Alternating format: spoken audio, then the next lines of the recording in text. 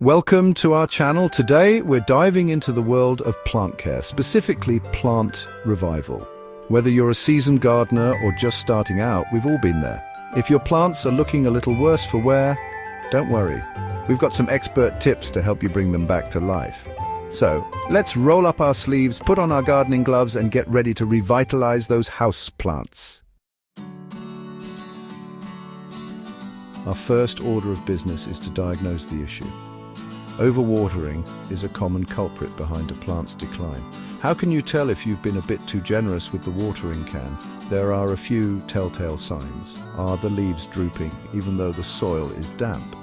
Overwatering can suffocate the roots. You might also notice the leaves turning yellow, starting from the bottom. Another sign is soggy soil that stays wet for days after watering.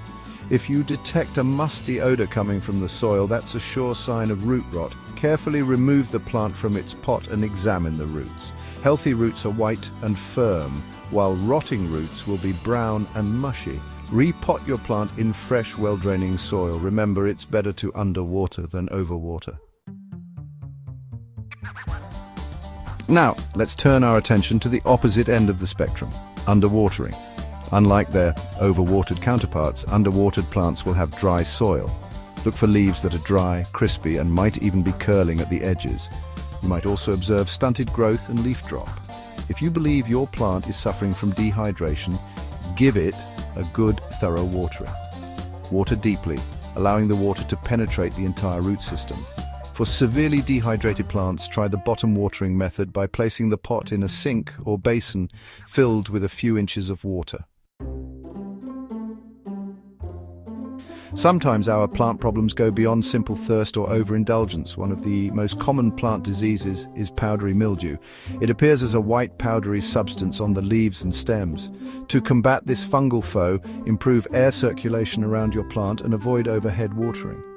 You can also try a homemade remedy of mixing 1 tablespoon of baking soda and 1 teaspoon of horticultural oil in a gallon of water. Spray the mixture on the affected areas. Another common culprit is root rot, often caused by overwatering. Repotting with fresh, well-draining soil and trimming away the affected roots can save your plant. Pests are another nuisance that can plague our plants. Inspect your plants regularly for any signs of infestation, such as sticky residue, webbing, or tiny insects. Just like we need nourishing food, plants rely on healthy soil to thrive. A good potting mix should be loose and well-draining, allowing excess water to escape easily. It should also be rich in organic matter, which provides essential nutrients for your plants. You can create your own potting mix by combining equal parts peat moss, perlite and vermicast. Peat moss helps retain moisture, perlite improves drainage, and vermicast adds a boost of nutrients. Remember to fertilize your plants regularly, especially during the growing season.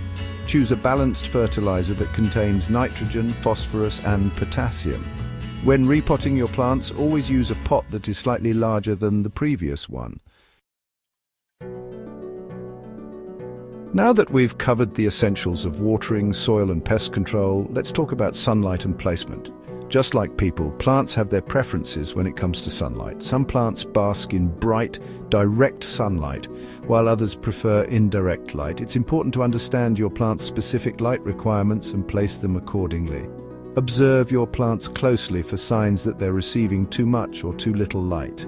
Remember, finding the right balance is key. Well, there you have it. We've covered a lot of ground today, from identifying the signs of overwatering and underwatering to diagnosing common plant diseases and creating the perfect soil mix. Thanks for watching. Don't forget to like, comment and subscribe for more plant care tips.